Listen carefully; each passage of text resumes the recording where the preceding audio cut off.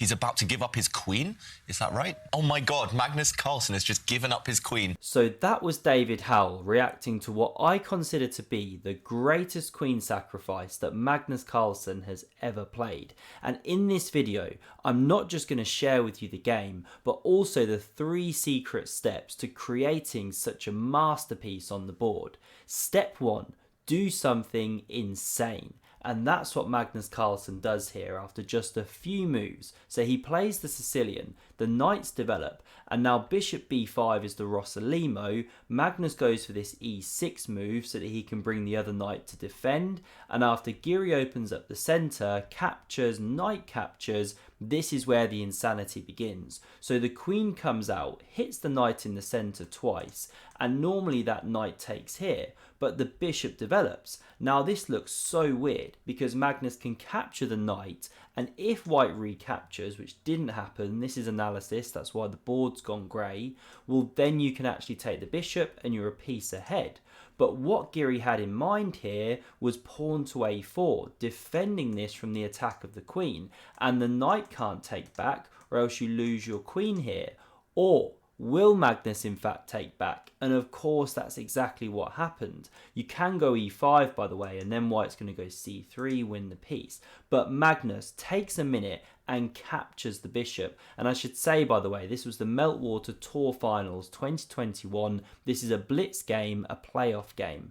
Now, he is giving an entire queen. What is the idea of this? Well, first up, you can't capture this knight or else you lose your rook here. There's a pin, and that's why Giri develops this knight. He now connects the queen with the rook, so there is a threat to take here, and the knight drops back. Now I've highlighted these minor pieces. We're 10 moves in, and look at the state of Magnus's development and his king safety. And this is where we get to step 2, which is coordinate your minor pieces in a deadly way. So first off, we see Giri kick on with this pawn. Now he could have defended that one and kept this knight suffocated. That is a better move. But he advances here. He lets the knight into f5. But here's his idea. His knight hits e4, looking to check on d6, especially if you kick this knight on f5. So Magnus now moves this knight, opens up the bishop, attacks this pawn, and Giri now goes for this initiative. So g4, the knight moves, now f4 to cover this pawn.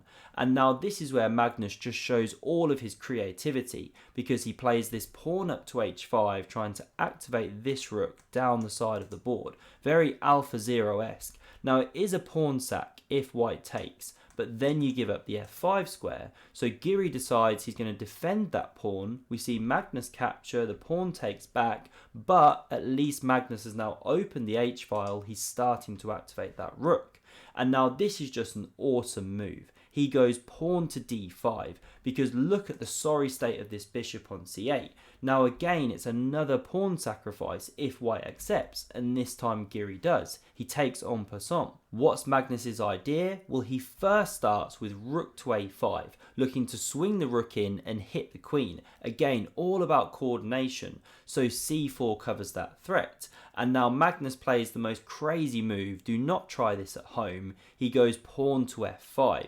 Gaining some space and also giving the king some room in some lines. Now things just go nuts. Giri can now take on f5, it's the computer's preferred move, but he instead goes pawn to b4. Now why on earth would he give this pawn, which Magnus now takes? Well, this is his idea. He gives a second pawn with check. The bishop has to capture, but now when he lands this monster check on d6 and the bishop captures, queen captures, well, he's hitting this knight which hopped into b4.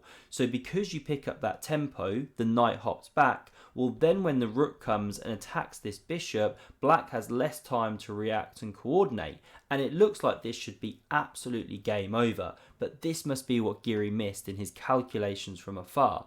Magnus just simply drops back the bishop to its starting square, and incredibly there are no checks here for any of the white pieces that are any good, and Magnus is surviving. And what to do as white? You're limited on pieces. So g5 was played, and now we get to step 3, which is counterattack your opponent. Crush them for daring to take your queen. So knight g6 is how Magnus starts. He opens up that rook and prepares to secure this king. Now we see rook f2 from Giri. The king tucks away on f7. We do get this check, but now the knight blocks, and the knights are a king's best friend, they say. So good at blocking the checks around the king. So we see rook d8. Giri trades off a pair of rooks. The queen recaptures. Now he sheds this pawn on a4, and Giri could take this one on b6. He could have taken it earlier as well, but what we get to in a moment is a mass liquidation of pawns on the queen side, so it wouldn't really have mattered too much which order it happened in. And now here Magnus, he really takes the bull by the horns and counter punches. Pawn e5, what a move, because it sacrifices a whole pawn but allows him to develop this bishop into the game. And now we see these pawns liquidate on the queen side. Magnus goes knight e5, white only has one pawn remaining and Magnus is going after it. So rook e2 played, hits the knight, but don't move it away because your bishop's also attacked by two pieces behind it. So instead we see the rook slide back, supported by the knights. The queen gives ground. Now this knight comes here, and after the king goes, we see these pieces now beginning to activate. The rook is hit, it slides away. Now we see the queen get hit, it goes, and the rook further activates, looking to now swing round here. Rook b7 looks for counterplay.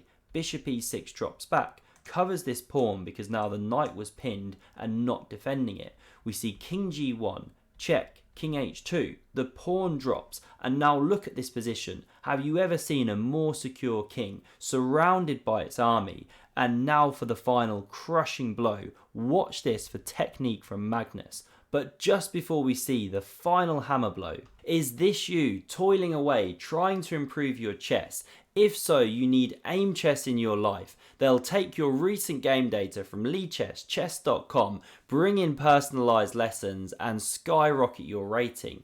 Use the link down below, try it for free, and code EPIC at checkout will get you discount if you do want a premium plan. So rook b6 now from Giri. The bishop comes to d5, picks up a tempo on the queen. It slides into e3, and after check, king goes, the rook comes back, and after the king shuffles back, it's so hard for white to find moves. Now this f-pawn gets marching down the board, heading for the queening square. Queen d4 centralizes. The rook covers the bishop. This is what Magnus does so well, just defending all the pieces. Rook d6, pawn f3, there it goes on the march. Rook d7, and now the rook comes behind the pawn. Queen g4, bishop e6 hits the rook, also defends the rook. This one slides away. Now knight e5, the queen has to go.